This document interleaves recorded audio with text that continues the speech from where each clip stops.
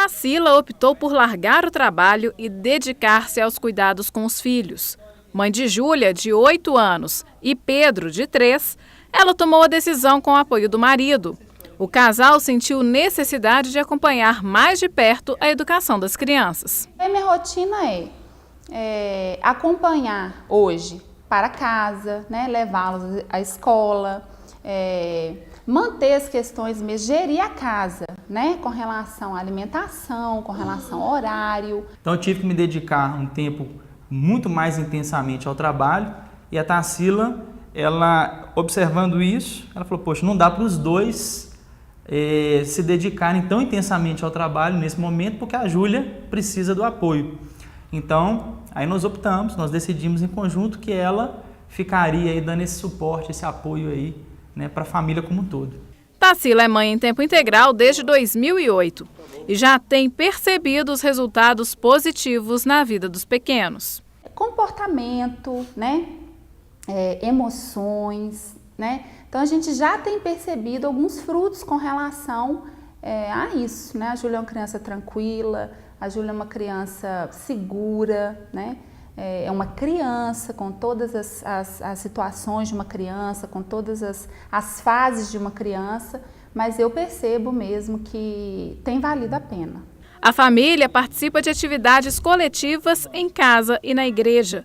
Para educar as crianças na fé, os pais têm como manual a palavra de Deus. Todo dia antes de dormir, né, a gente está orando, a gente está contando história bíblica, né, a gente está discutindo, a gente está conversando com eles. E tentando sempre passar princípios. Traz alguma coisa da escola, a gente orienta, a gente está sempre tentando mesmo inculcar a palavra, porque nós estamos numa geração complicada. Júlia já dá mostras de que está aprendendo direitinho as lições ensinadas pelos pais. Eu chamo meus colegas para ir para a cela, eu falo de Deus para meus colegas, eu chamo meus colegas para ir para a igreja.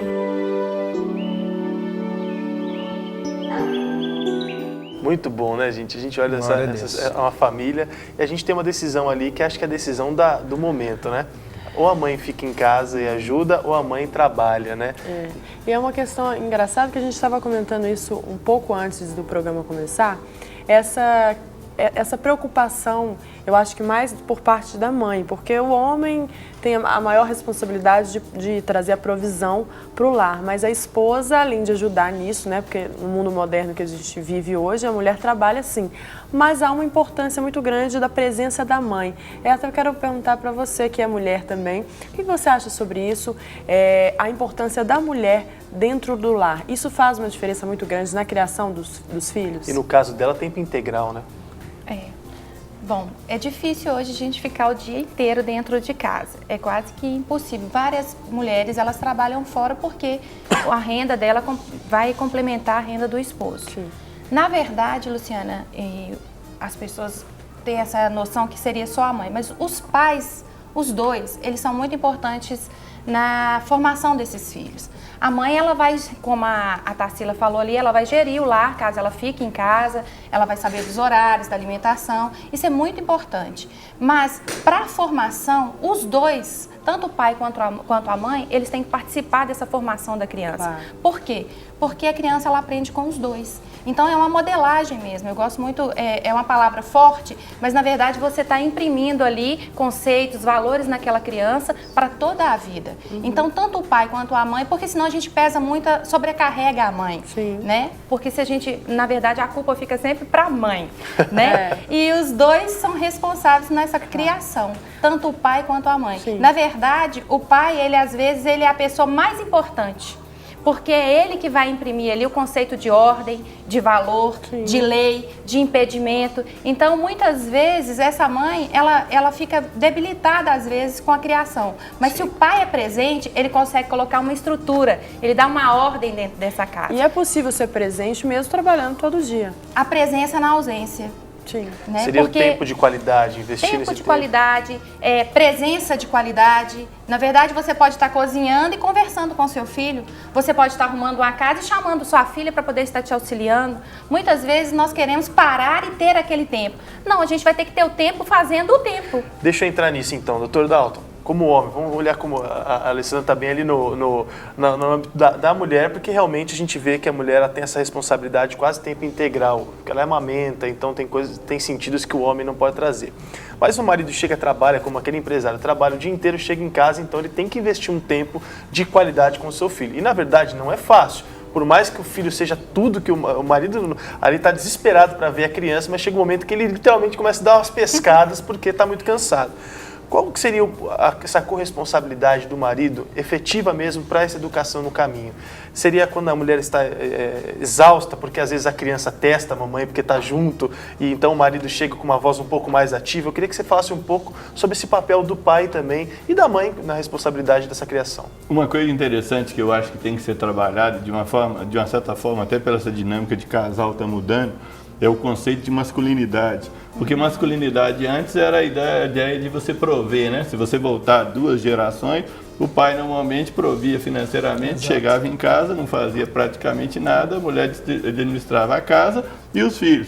Hoje, o conceito de masculinidade é diferente, porque um homem daquela época, se ele fosse trocar uma fralda, isso não era coisa de homem, né? Então, quer dizer, o conceito de masculinidade hoje é diferente. Eu falo que, com exceção de gerar um filho no ventre e amamentar no seio, o resto é para fazer. O resto então, é dividido. A ideia é interessante, por isso que muitas vezes É claro que é muito fácil você trabalhar, desenvolver profissionalmente, é muito bom.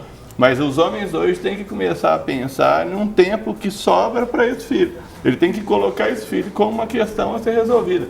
Desde dar comida, de interagir com ele, desde brincar. Porque antigamente um pai, quando chegava perto de um filho, ele dava 3 tapas nas costas e era uma manifestação de afeto em grande escala. Ou falava sim, não, em grande escala. Para um menino, então, se você abraçasse, ele corria um risco de não virar homem. Então, quer dizer, hoje você já não tem isso, você pode fazer isso. Os homens têm que absorver esse novo conceito de masculinidade e aí sim achar o jeito de envolver, porque existem homens que são verdadeiras pães, mistura de pai com mãe.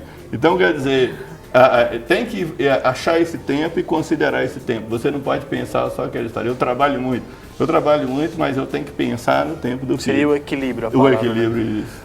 Igor, a gente vê que você entra de novo como um grande fornecedor de materiais para que realmente isso tudo flua. O pai chega exausto. Qual que é, assim, o ganho que um pai tem quando ele se moderniza na educação do filho? Por que minha pergunta? Porque às vezes é o que o Dr. Dalton disse. Métodos antepassados. Meu avô tratava o meu pai, né, como oi filho, não filho, tchau filho, aquele tapinha. E com os netos ele foi muito diferente. Ele abraçava, ele beijava, ele cheirava, porque ele percebeu o valor do afeto e do carinho. Então agora os pais também trazem para casa esses recursos visuais na criação dos filhos. Eu queria que você falasse também do ganho de um pai que utiliza os seus métodos para o caminho. O que você mesmo falou, é o tempo de qualidade, né? É o pai se atualizar.